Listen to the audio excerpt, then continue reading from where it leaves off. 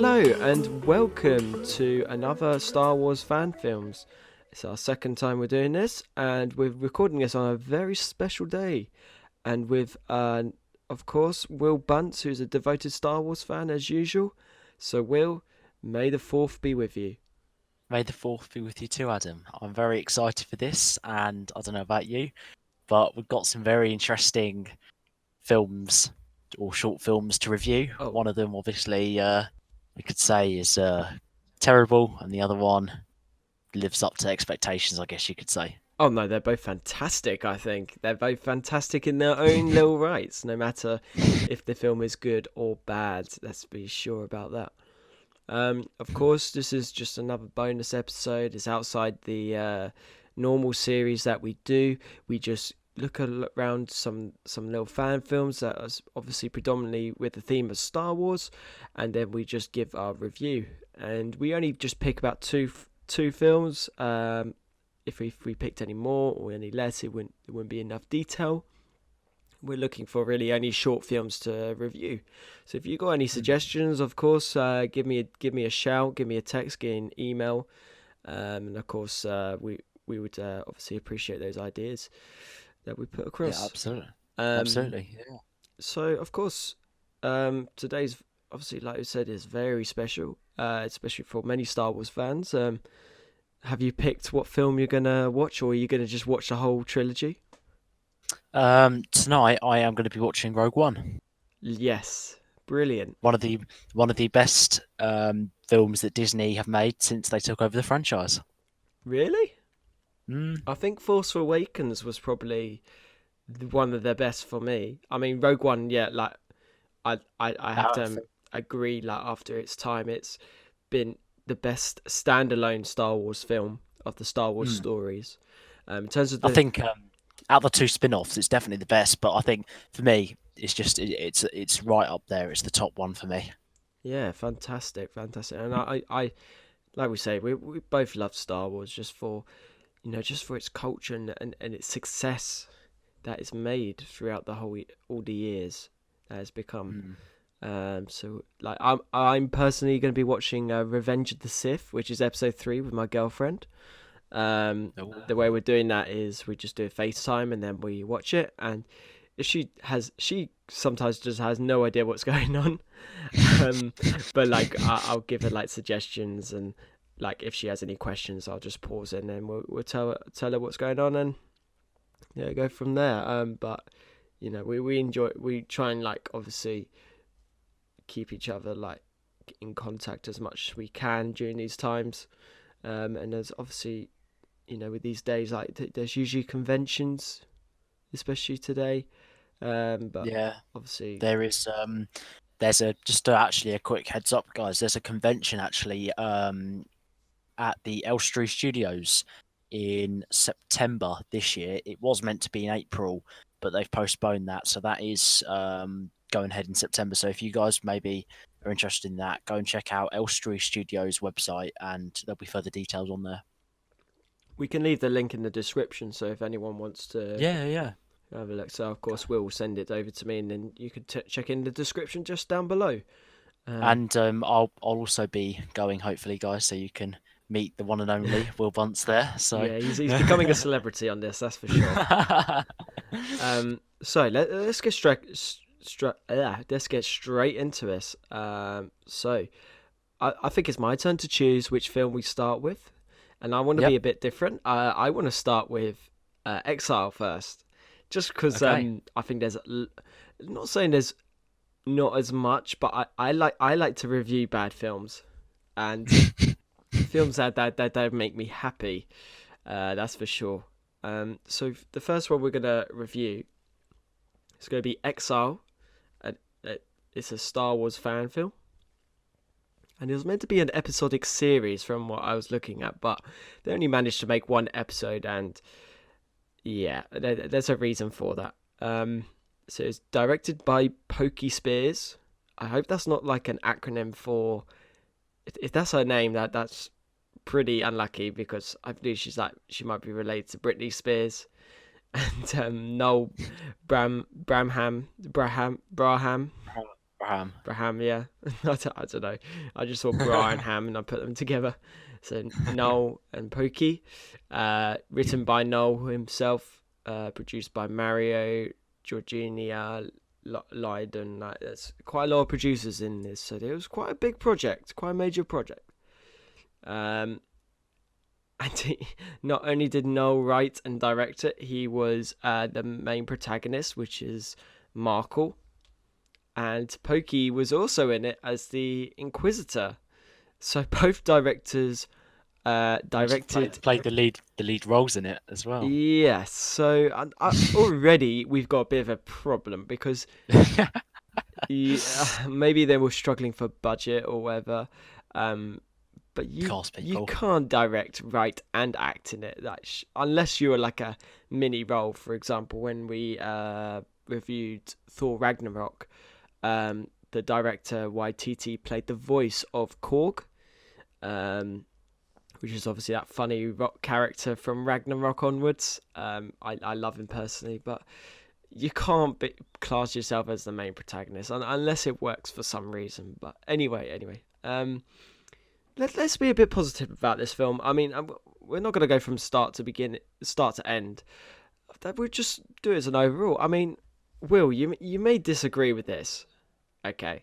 I know I know how much you hate this film, but I think there was a bit of a story in the middle section, that's for sure. Like after we had I'm going to go on to about the beginning how bad it was, but between Mackle and Bowman, who's it's man and woman, obviously, it's very similar to, I'd say, Padme and Anakin, how they are obviously Markle's trying to find his way to be a Jedi Knight, and Bomana is she's already a Jedi Master, but like trying to rediscover her ways of the Force, because this is after Order 66. If this was in any time frame, which there clearly isn't, but I thought their story really developed in that middle section. I don't know about you. No, for me, it didn't. You know already before I'm even going to say anything that He's going to be very negative. He is going to be very negative. I do see slightly where you're coming from there. Just the fact that it's developing in the middle between them, but for me, the story just wasn't there for me. I found especially the pace of it was tedious for me. It was really, really slow, and I just found that it just wasn't moving, and I was getting bored watching it, if that makes sense. I was 5 minutes in, and I was like, this isn't entertaining at all. This is not engaging.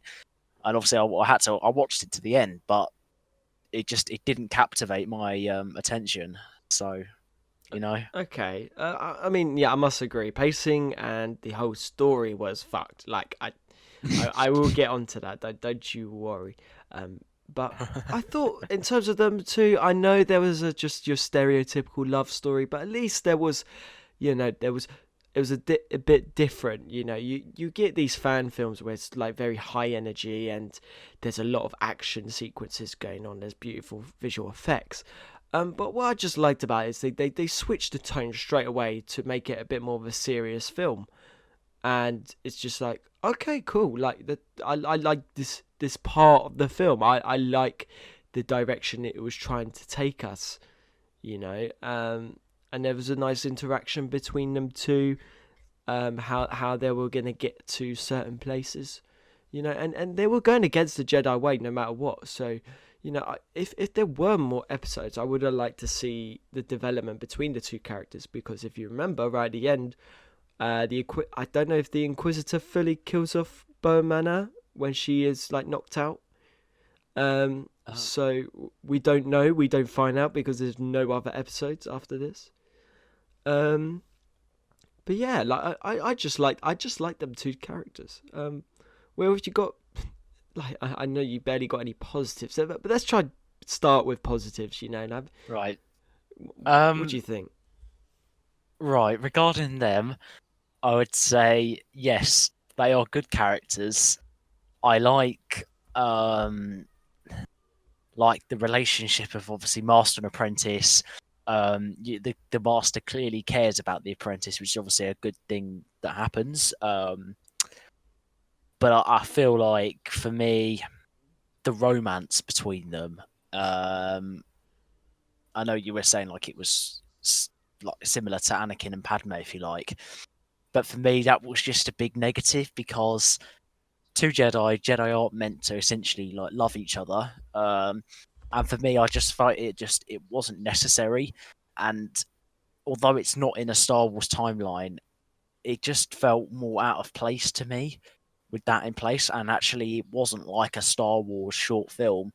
It just felt like something of some sort of different franchise, if that makes sense, trying to reflect that franchise. And I just think it didn't do that very well. And that's kind of what put the negatives in place, if that makes But sense, for my opinion on these two characters. But to finish on a positive with that, I think the chemistry between the two characters is very good. It's clearly mhm. displayed.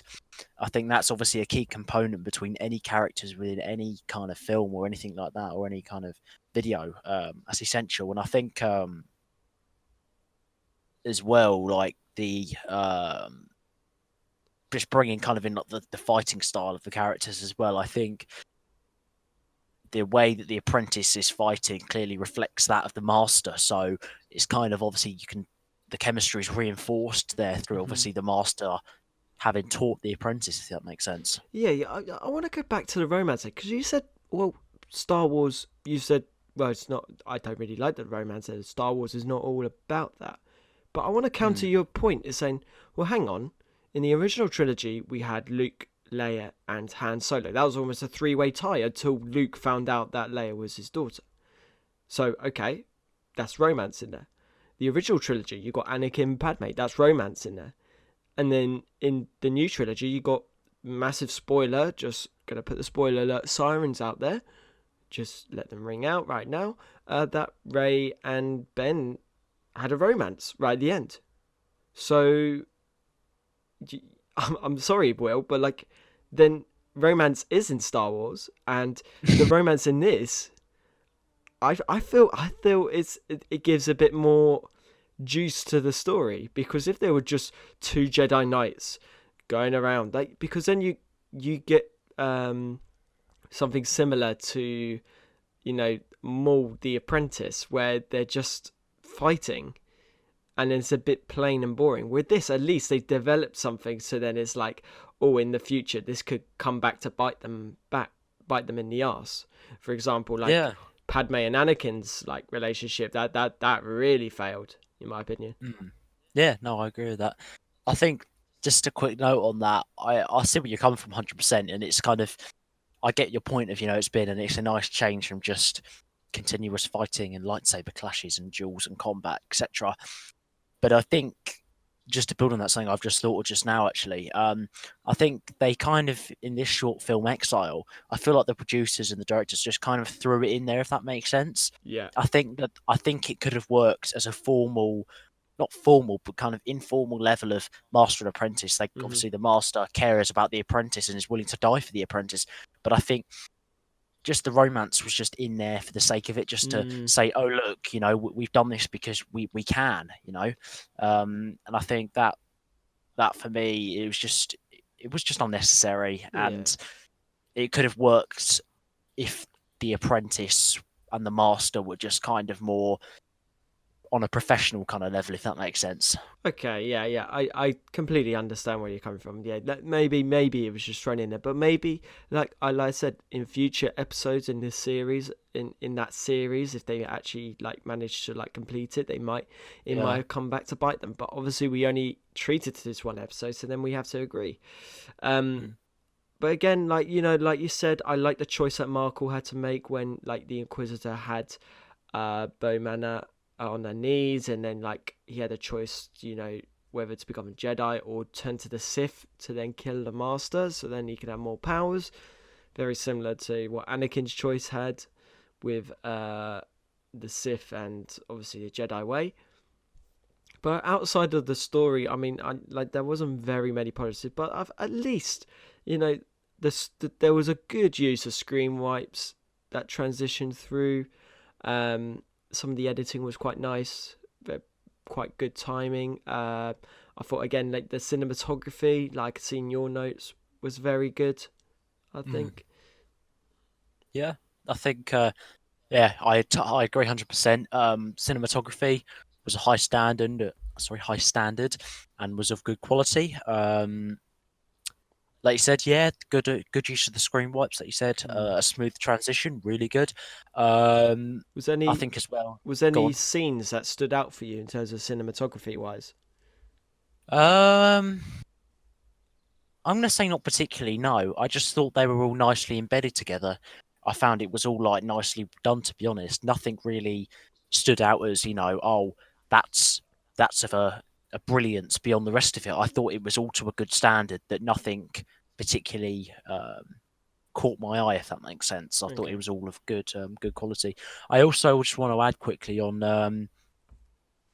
the use of, not in the film as such, but I want to say about the YouTube thumbnail. I thought the thumbnail they used for the video, it was colourful and well designed, and I think that's, although it is on YouTube, it's good for captivating the audience, and I think that's what's going to get your audience, because I'm still in the early stages of my YouTube, and thumbnail, as you've told me, is it's very important to Hmm. get. It's gonna be what gets people clicking on that video, and what gets you the feedback and the communication with the fans. And I think that's essential if you want to make a good impact, if that makes sense. Yeah, but that's an interesting point there. Do you think though, if that thumbnail wasn't like as it is, Mm. like I think that thumbnail was a bit over the top for me. I only clicked on it because I was like, this looks like a bad movie, and I was probably right. Um, but what, like, I don't know. I do you think this film is a bit like clickbait? They just wanted to make a really good thumbnail, so then people can actually just click on it, so then they get the views. I do think it is clickbaiting somewhat. I do think that, although obviously we have very conflicting opinions on the thumbnail, which is obviously fair enough, I do think it's clickbaiting because, although it looks amazing and obviously that's what draws you in, like I've said before, the whole thing of the story for me, like, it lacked and everything like that. I just felt all the key components were kind of just gone. You kind of, it raises your expectations for me, that it was going to be good when I saw that thumbnail. And obviously after that, it's a 15-minute film, and after that, once I viewed it, it was downhill for me, and it just plummeted from the very beginning. Mm. So yeah, I don't know what you think of that.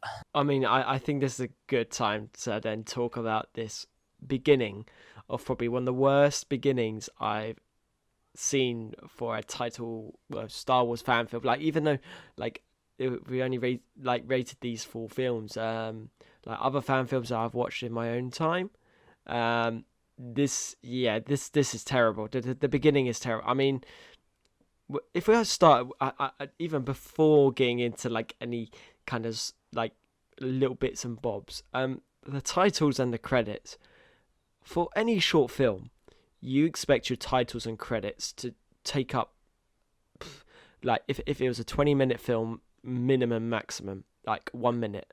I mean, Mm, 1 minute maximum. That's all it should take.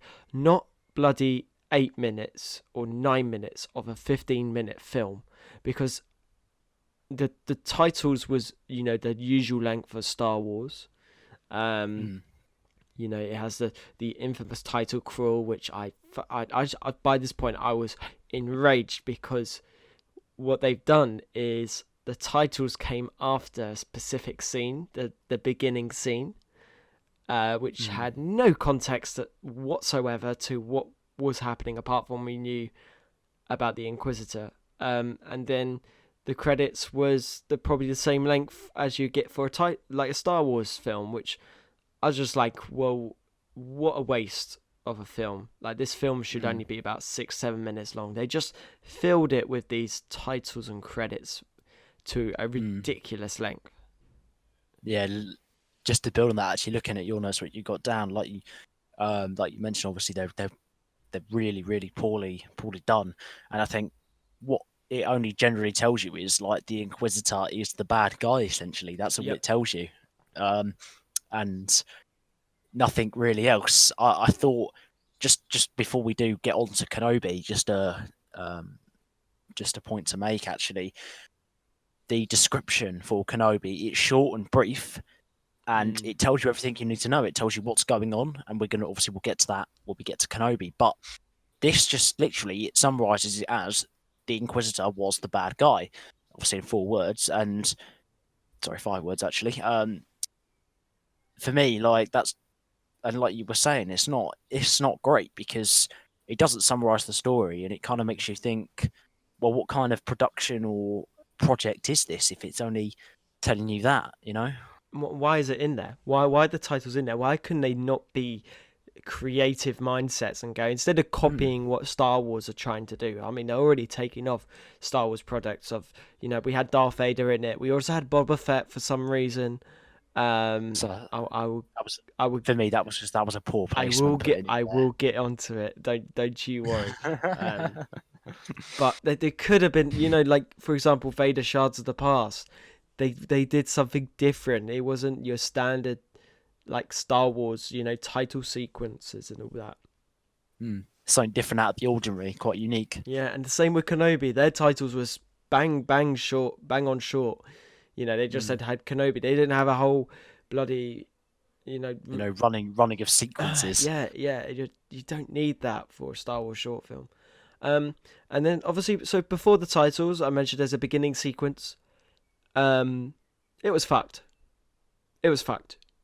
I mean, just we had 2 minutes of the Inquisitor chasing after two Jedi Knights, wasn't it? I think so. Mm. Or it Yeah, was it was. called Jedi J. I don't know what was going on. Um, and then It was all of a bit of a kind of confusion, if that makes sense. yeah, like you said, the pacing was so quick. And then all of a sudden, so we got stormtroopers after them shooting lasers. They do their standard like trying to deflect the lasers, and I must say the VFX was not very good. Um, Poor then quality there. yeah, then the Inquisitor shows up. Then Boba Fett shows up, and he's now starting to shoot. That we get all these weird effects and all that, and I'm just like, what the fuck? Like, why would Boba Fett be involved in this? So when is this set? We don't know what's going on. Mm. The Inquisitor has one of the Jedi on the floor on her knees, rips out her heart with the Force. When the hell has the Jedi ever done that? Then we see Darth Vader in the back, and then slash of a lightsaber, and then we get to the titles, which is just disgusting. Got stung. Yeah, it's not good, and I kind of run out of things to say really by this point of how to describe it because it's that bad. Um, like honestly, when has a Sith ever ripped a Jedi or anybody's heart out at all using the Force? And I think again they kind of, in my mind, threw it in there because they can do it, and they were like, "Oh look, we're trying to be a bit unique here," and it failed miserably in my mind because they're like, "Oh yeah, we're going to do something really good. We're going to do like our own thing," and got negatively received, obviously coming from us as well. Yeah. So It, there you go, really. There you have it. it nearly got 1 million views after 4 years after being released. And look how many views Shard to the Past and Yeah, Darth Maul Apprentice got. yeah, exactly, and that's why they're getting more credit, I suppose. Another, I mean, I don't know if you want to like elaborate on the negative. If you want to start off with one. Yeah, I found the Force in particular, the use of Force pushing, I found that was used too much for my liking. I feel like cut half of that out, either put more dialogue in or embed more lightsaber combat into that. What are your thoughts on that? Yeah, I got bored of it. I think I counted about 20 times they used a force push Hmm. because they didn't have enough budget for their VFX because they realized, oh shit, like our lightsaber battles are not very good. Because when I was watching them fight, I was a bit like, they're not very good. I must admit. Um, considering this guy is the director, writer, and the actor, or the main thing, Main star. and there's just so much wrong. I mean, I can see from your notes you really hated the costume. Oh yeah, of the Inquisitor particularly. It looked like That was a big. Sorry, go for it. No, just saying the Inquisitor for me, the costume design was poor. And I've also got down his lightsaber, like his use of the lightsaber combat wasn't in good sync with me. So when they go to obviously clash lightsabers with the Jedi, for me it just wasn't. It wasn't kind of well placed. I could see clear faults with it. So that was just for me. It's picky, but at the end of the day, it's good VFX, and they need to be good. And if they're not good, it's going to have an overall toll on the film quality.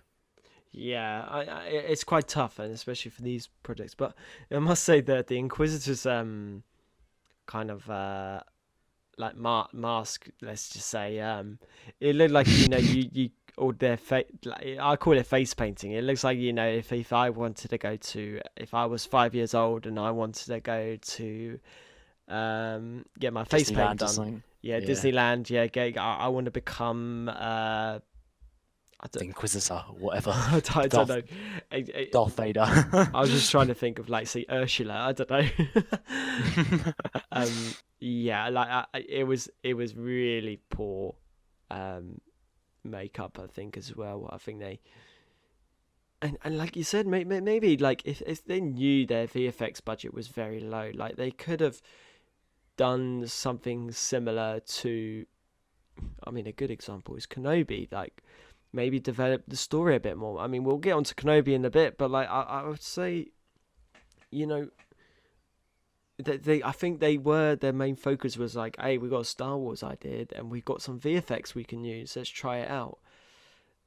Instead of kind of thinking maybe how can we make this a long continuous story, or something like that. Yeah. Oh well, I wanted to start on a negative, just get this film out of the way because of how bloody dreadful it is. I will put in the description if you do want to watch, but I'm just warning you now. I mean, you can laugh at it, but it's really not worth your time. But I would say still watch it, see what you think, see if you agree with us. You may disagree, you may think this is the best film of all time, but I think majority would agree with what we're saying. And I hope so. Well, we like to think that anyway, but of course, we never know. We never know. Right. Are we moving on to Kenobi? I think we should. So. Right. You starting off? You could start off, mate. Go for it. I'll start. Right. So, this is Kenobi, a Star Wars fan film. So, back to the descriptions, as we said. After years in hiding, Obi-Wan Kenobi struggles to reconnect with the Force in order to protect Luke Skywalker from Imperial forces. First of all, before we do go into any of that and dive into that, we have the cast and we have the crew. Obviously, the director was by Jason Sutherland. It was produced by James McLean and Jamie Costa, and the executive producers are Danny, Jamie Costa again, and Rich. And obviously, the cast's there as well. So that's obviously quite a long cast compared to that. But for me, back to the whole point then of the intro. So as we said for the last one, me in particular, and as Sam agreed, we found it just to be really, really irrelevant, just to have the long kind of winded thing. And as I mentioned before, just this short one, it gives you everything you need to know, and it doesn't take up a minute of it. It literally takes up, 30, 40 seconds, Yeah, I think I must agree. You know exactly, if you're a Star Wars film, you know exactly when this is set. So in terms of background, we were in Tatooine, obviously. We're presented with Obi-Wan Kenobi in a cave. He looks like he's aging a bit, and he obviously, from the first words of dialogue, is all about protecting Luke from the Empire discovering he is there. So it is a clear recognition to say this is after episode 3, when Darth Vader is continuing to plot his revenge against Obi-Wan, and obviously building the Death Star and everything, and he's going to send out units to kind of check like that, just to control the whole galaxy.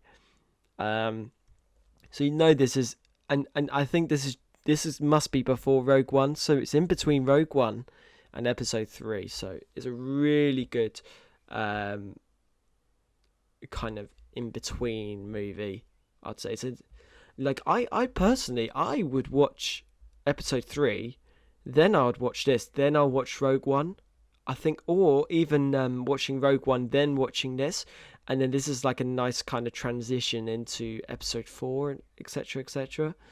Um, Yeah. like I said, I mean, I think the one thing that was outstanding for this film, like we said, like I keep saying every single podcast, story. No matter if your camera's really bad or the sound quality ain't there or anything goes wrong, if the story isn't there, it's not worth anyone's time. And for this, the story is phenomenal. I mean, it is a coming of age film, which means one's character has to, or the main character has to find their way to, progress. As such, you can start. It's a bit like what I'm playing recently is I would admit this is I'm getting back into Minecraft, and Minecraft is very much, when you play it, it's a coming of age kind of thing. You start off with like no equipment, you're just on your own in this like empty big world or whatever, and then as you keep playing the game, you get better and better how you can develop your own equipment to fight these monsters better or whatever. With Kenobi, he starts off as like an aging, frail man who's lost his ways with the Force, and it's all about him regaining his power. I think that's what I love about it, and to show why he is the protector of Luke. If you agree Mm. with that. Yeah, no, I think what you're saying there is absolutely true. By this point, Kenobi, he's getting older. You can clearly see it. And I think back before we do just progress with that, I do think the whole thing of it being placed in the middle of Rogue One and Revenge of the Sith, I think that's a nice placement, because that area of Star Wars, especially on Tatooine and Kenobi's character, from any sources I know of, none have actually explored this area. So I think it's a nice inclusion for that.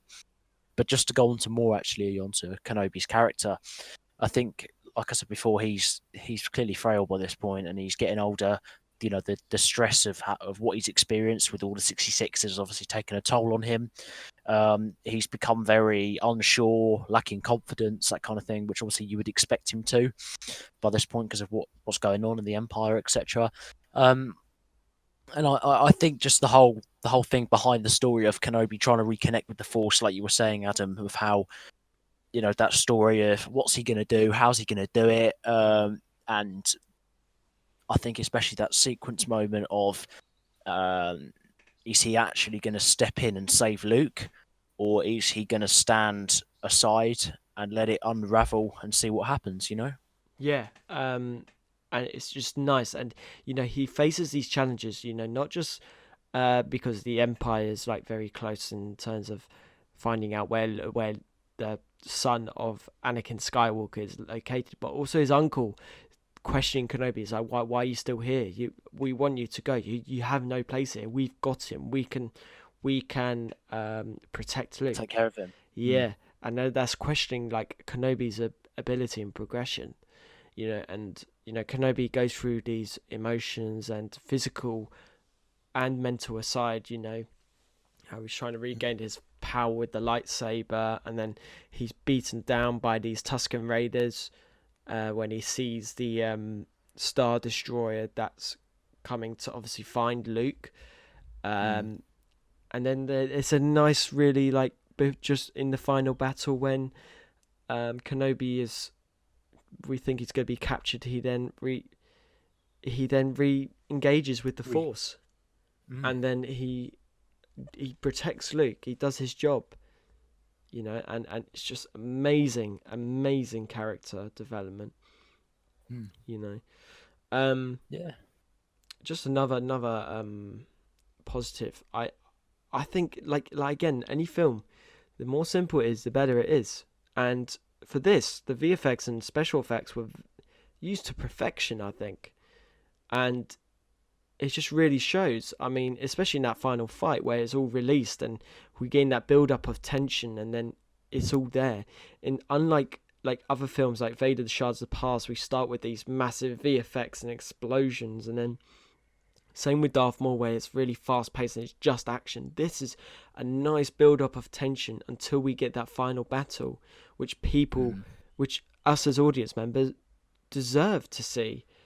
And it is definitely like rewarded when that lightsaber ignites and the final, the use of like the force and how he fights, it's just amazing to watch. Mm. Yeah, no, that's good. I agree with you there. I haven't really got anything else to add. You've kind of covered it all, but I Sus. think no, it's all good. It's all good, mate. But no, I agree with you there. I think yeah, VFX and SFX they're used really well to perfection. Um, Pace of the film was really good, Mhm. especially like the final fight sequence, like you said. And this can clearly be in like comparison to other films as well. And I think the best part, like you said as well, when he ignites that lightsaber, he finds that connection to the Force, and I think that's really symbolic of when he clearly rejoins with the Force. You know. Yeah. You also mentioned there as well, like you especially enjoyed the CGI at the background with the desert. Do you want to explain a bit about that, like just in areas if you can remember? Um, yeah, I just thought it was well placed, to be fair, and I think it wasn't overdone or forced, if that makes sense. So Hmm. I feel like, especially like we mentioned last video, with Maul the Apprentice, of how you were saying you felt there was a lot of VFX in there as well, and a lot of CGI placed, which is very understandable. But as we discussed last video, and you were saying that you felt like that was a bit too much. I felt that this in Kenobi was well done and almost to perfection. I felt that it wasn't overdone or forced, so you weren't being kind of forced to just look at it and be Hmm. like, oh, even though you're not enjoying it, it was kind of a more nicely embedded part of the film that really captivated me, and I felt that I was just engaged with the film more, and obviously Mm. being engaged in the story and the film is the best part of it, and they want you to enjoy it, and I just felt it was a very enjoyable part. Yeah, absolutely, and it must be one of the best Star Wars fan films I've watched, and they've done such a good job. It's received Mm, millions of hits. I don't know mm. exactly how many hits it's I'll check. officially I got. can, I can check. Yeah, It must be about 15. It was released, if I can remember, last year. it's no, it's got 4 million views in 4 months. Wow, that just That shows. tells, yeah, and compared to that other one, 1 million in 4 years. There you go. That's a clear contrast of Yeah. the quality there. And I I think think. this film will it's just gonna keep gathering so many more views, especially during these times where people are just looking up fan films. Mm, Um, and I think this could overtake Shards of the Past and the Apprentice, Darth Maul Apprentice soon, because mm, people are obviously after a Kenobi movie, which is how we stumbled across it. That is just phenomenal. What that's 1 million views per month if that was in derogatory terms. mm. Um, there are a couple of negatives. I mean, I think the obvious one, which it has to be said, the sound quality was very quote marks noisy, so you could tell where the dialogue is coming in, and there's that hissy background where you go in the background. Um, where like I think they had troubles recording sound. I think. Yeah, yeah. I think you said that could have been an issue. It could, like I've got here, like you've got down.